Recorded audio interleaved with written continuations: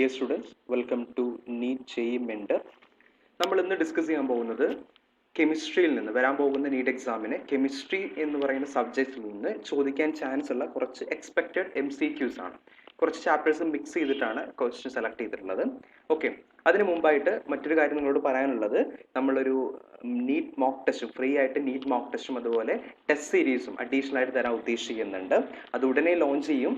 So നിങ്ങൾ അതിൻ്റെ updates കിട്ടാൻ വേണ്ടിയിട്ട് ചാനൽ സബ്സ്ക്രൈബ് ചെയ്യണം, ബെൽ ഐക്കൺ എനേബിൾ ചെയ്യണം, എങ്കിലേ നോട്ടിഫിക്കേഷൻസ് പെട്ടെന്ന് കിട്ടുള്ളൂ. അതുപോലെ നിങ്ങൾ നമ്മുടെ ടെലിഗ്രാം ഗ്രൂപ്പിൽ നിങ്ങൾ മെമ്പർ ആവണം. സോ ഇമ്മീഡിയറ്റ്ലി നിങ്ങൾക്ക് അതുമായി ബന്ധപ്പെട്ട ക്വസ്റ്റ്യൻസ്, നിങ്ങൾക്കറിയാം നമ്മൾ ഓൾറെഡി പല ക്വസ്റ്റ്യൻസും NCERT ബേസ്ഡ് ആയിട്ടുള്ള ക്വസ്റ്റ്യൻസ് ചെയ്തിട്ടുണ്ട്. സ്റ്റുഡൻസിനെല്ലാം നല്ല അഭിപ്രായമാണ്. സോ ഇത്തരത്തിലുള്ള വരാൻ ചാൻസ് ഉള്ള വളരെ NCERT ബേസ്ഡ് ഉള്ള ക്വസ്റ്റ്യൻസ് ആയിരിക്കും നിങ്ങൾക്ക് പ്രൊവൈഡ് ചെയ്യാൻ പോകുന്നത്.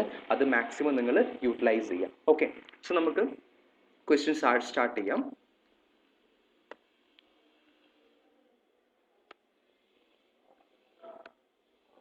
ഓക്കെ, നമുക്ക് ഫസ്റ്റ് ക്വസ്റ്റ്യൻ എടുക്കാം.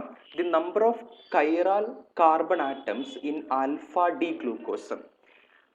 ആൽഫ ഡി ഗ്ലൂക്കോസിലുള്ള കൈറാൽ കാർബൺ ആറ്റത്തിന്റെ എണ്ണാണ് ചോദിച്ചിട്ടുള്ളത്. നമുക്കറിയാം ആൽഫ ഡി ഗ്ലൂക്കോസ് ആയാലും ബീറ്റ ഡി ഗ്ലൂക്കോസ് ആയാലും അവിടെയുള്ള കൈറാൽ കാർബണിന്റെ നമ്പർ എന്ന് പറയുന്നത് എത്രയായിരിക്കും? 5 ആയിരിക്കും. ശരിയല്ലേ? Option 3 will be our answer. Alpha D glucose ആണെങ്കിലും ബീറ്റ ഡി ഗ്ലൂക്കോസ് ആണെങ്കിലും കൈറാൽ കാർബണിന്റെ എണ്ണം എന്ന് പറയുന്നത് 5 ആയിരിക്കും. ഓക്കെ, ഇനി മറ്റൊരു ക്വസ്റ്റ്യന് ഇമ്പോർട്ടൻ്റ് ആയിട്ടുള്ള ഒരു ക്വസ്റ്റ്യൻ ആണ്, പലപ്പോഴും നമുക്ക് കാണാൻ കഴിയുന്ന ഒരു ക്വസ്റ്റ്യൻ ആണ്. Deficiency of vitamin B1 causes the disease.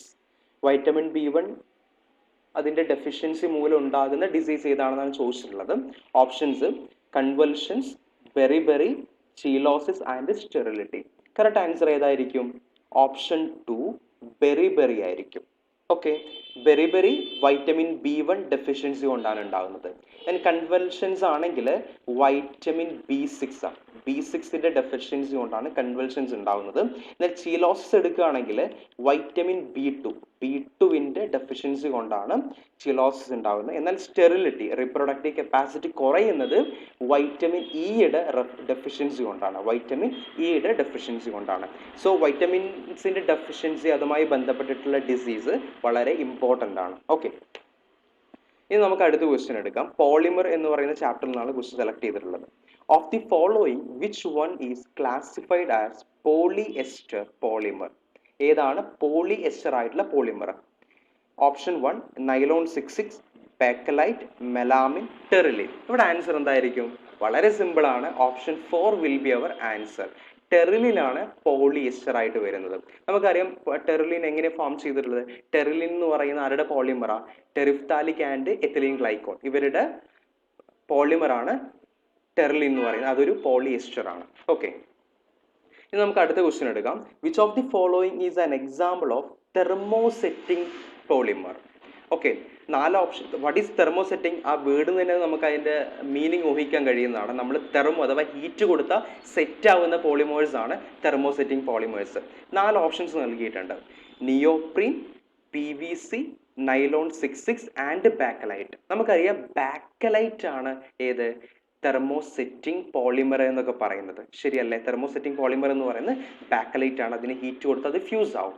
Okay, so our option will be option 4. Answer will be option 4. നമുക്ക് അടുത്ത ക്വസ്റ്റ്യൻ എടുക്കാം. Glucose does not react with. Glucose ആരുമായിട്ട് റിയാക്ട് ചെയ്യില്ല. 4 ഓപ്ഷൻസ് നൽകിയിട്ടുണ്ട്. Hydroxylamine, concentrated HNO3, acetic anhydride, sodium bisulphide. നമുക്കറിയാം ഹൈഡ്രോക്സിലമൈനുമായിട്ട് glucose react ചെയ്യും. Concentrated HNO3 react ചെയ്യും. ദെൻ അസെറ്റിക് അൺഹൈഡ്രേറ്റുമായിട്ടും റിയാക്ട് ചെയ്യും. സോ അങ്ങനെയാണെങ്കിൽ ബാക്കി ഒരു ഓപ്ഷനേ ഉള്ളൂ. അതാരാണ്? ഓപ്ഷൻ 4 ആണ്. So option 4 will be our answer. Okay, പിന്നെ നിങ്ങൾ ഓർക്കേണ്ടത് ഈ ഓരോ റിയാക്ഷനിലും ഓരോ പ്രൊഡക്റ്റ് കിട്ടുന്നുണ്ട്. ഈ ഫസ്റ്റ് 3 റിയാക്ഷൻസിൽ അതൊക്കെ ഓരോ ഫൈൻഡിങ്സിന് യൂസ് ചെയ്യുന്നുണ്ട്. അതൊക്കെ ഓരോ ഫൈൻഡിങ്സിന് ഹെൽപ്പ് ചെയ്യുന്നുണ്ട്. ഈവൻ 4th നമ്മുടെ ഓപ്ഷൻസ് പോലും ഓരോ ഫൈൻഡിങ്ങിന് ഹെൽപ്പ് ചെയ്യുന്നുണ്ട് എന്നുള്ളതും ഓർത്തിരിക്കുക. അതൊക്കെ നിങ്ങൾ പഠിച്ചിട്ടുണ്ടാവും, അല്ലെങ്കിൽ അത് കുറച്ച് കാര്യങ്ങൾ നിങ്ങൾ റെഫർ ചെയ്യാൻ ശ്രമിക്കുക. Okay, so our answer will be sodium bisulphide. Glucose ആരുമായിട്ട് റിയാക്ട് ചെയ്യില്ല? സോഡിയം ബൈസൾഫൈഡുമായിട്ട് റിയാക്ട് ചെയ്യില്ല. ഓക്കെ, കാരണം അവിടെ ഫ്രീ ആൽഡിഹൈഡ് ഗ്രൂപ്പ് അവൈലബിൾ ആയിരിക്കില്ല. Next question. Fructose reduces Tollens reagent due to. 4 options നൽകിയിട്ടുണ്ട്. Primary alcoholic group, asymmetric carbon, secondary alcoholic group, then option 4 enolization of fructose followed by conversion to aldehyde by base. ഇവിടെ answer എന്തായിരിക്കും? Option 4 ആയിരിക്കും. Fructose reduces Tollens reagents due to. അതിന്റെ കാരണം എന്താ? Enolisation of fructose followed by conversion to aldehyde by base. അവിടെ കൂടുതൽ explain ചെയ്യേണ്ട ആവശ്യമില്ല. ഓക്കെ, കറക്റ്റ് ആൻസർ എന്തായിരിക്കും? ഓപ്ഷൻ 4 ആയിരിക്കും. ഓക്കെ, ഇനി നമുക്ക് മറ്റൊരു ക്വസ്റ്റ്യൻ ഇവിടെ കൊടുത്തിട്ടുണ്ട്. ഇത് സോളിഡ് സ്റ്റേറ്റ് എന്നുള്ളൊരു ക്വസ്റ്റ്യനാണ്. When molten zinc is cooled to solid state it assumes HCP structure. Then the number of nearest neighbors of zinc atom will be option 1 4, option 2 6, option 3 8 and option 4 12. ഇവിടെ correct answer എന്തായിരിക്കും? ഇവിടെ number of nearest neighbours എന്ന് പറഞ്ഞാൽ എന്താ? Coordination number ഉദ്ദേശിക്കുന്നത്. HCP structure ആണെന്ന് പറഞ്ഞിട്ടുണ്ട്. So our answer will be option 2. Same ലെയറിൽ 6 കാണും, മുകളിലും താഴെയായിട്ട് 3 ഈച്ച് കാണും. സോ ടോട്ടൽ എത്രയായിരിക്കും? 3 + 6 + 3 + 6 + 3 എത്രയായിരിക്കും? 12 ആയിരിക്കും. Our answer will be option 4. Okay, so thanks for watching. കൂടുതൽ ക്വസ്റ്റ്യൻസ് നമ്മൾ വരും സീരീസിൽ ചെയ്യുന്നതാണ്. കൂടുതൽ ക്വസ്റ്റ്യൻസ് പ്രാക്ടീസ് ചെയ്യാം. Okay, all the best.